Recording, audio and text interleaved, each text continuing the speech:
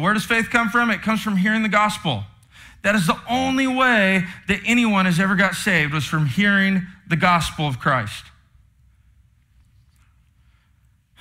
So once again, Paul is saying, you have had the gospel preached to you. Moving on. So now this sequence, he gives the next three, the receiving. Let's look here. The sequence is this. It's a picture of the believer's salvation. Okay? So there's a moment in time, we'll put it here, there's a moment in time that the believer gets saved. It's a moment in time. It's on a timeline. It happened in a moment. Okay. A better word for that would be justification. So this is where God, it's a legal term, he declares us righteous. He actually says, not only are you not guilty, but in heaven's courtroom before the King of heaven, you will stand and he will say, righteous. That's justification. You're saved, can't undo it. He paid your penalty. He took the penalty on himself. You are now free, righteous, clean. You receive his righteousness, and all your guilt, shame, sin is gone and accounted for. The debt is paid. Justification. Then there's another moment in time called glorification. None of us are here yet. Glorification is when we pass from this temporary life into the eternal. It's when all the promises of God are fulfilled for us, and we actually are resurrected, raised up with him in heaven, glorified, forever saved. It's glorification. So I have justification and glorification. Sanctification is everything that happens in between there. That's the saving that happens. Wouldn't it be nice to just be saved once and say, I'm actually perfect now?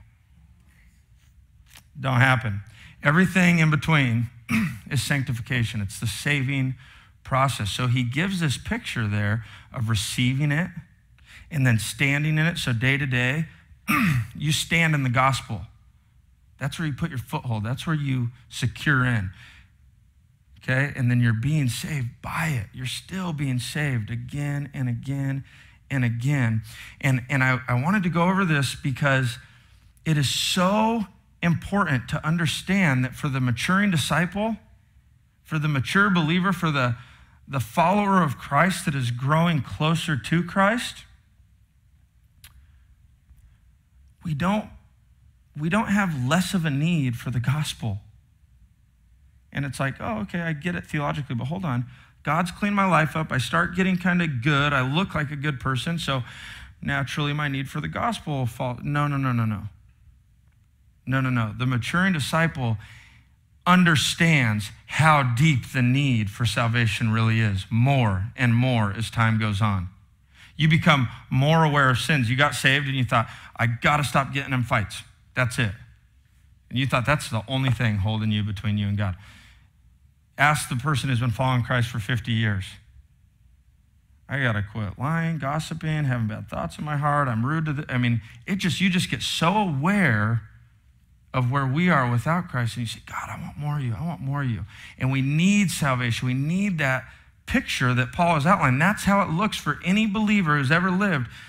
You get justified. He's saving you again and again and again and again. And a follower of Christ will be declaring to you that they are in desperate need of God's grace the more they know him until we are glorified.